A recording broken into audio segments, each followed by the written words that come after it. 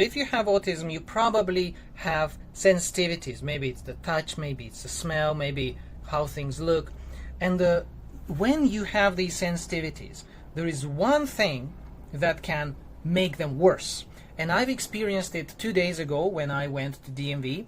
I had to wait in the line, and I don't know why, but I have what heat sensitivity. Basically, I really dislike when it's hot and when I can't do anything about it. So this is kind of weird. Like when it's hot outside, I'm kind of okay.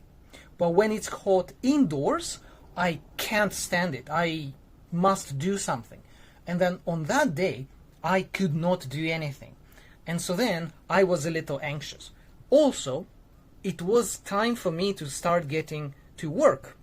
And that was also giving me anxiety. And so what I found is that actually anxiety can kind of multiply your sensitivities. And so in my case, I was kind of sensitive. I was overwhelmed a bit by this heat and like this air, not fresh air. I can't describe it. I don't know. So I could feel that I'm breathing in and I don't feel enough fresh air.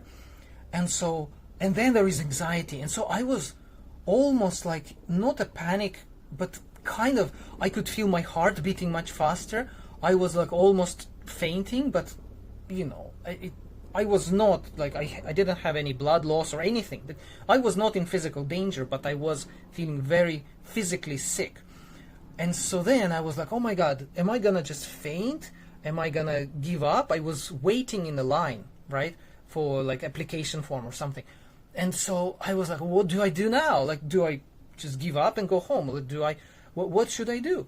And so in my case, I was like, no, okay, until I'm really fainting, I'm not gonna do anything. And so that decision already kind of changed my approach. Then I was like, okay, if I'm not gonna give up, what should I do? How can I make it easier for myself?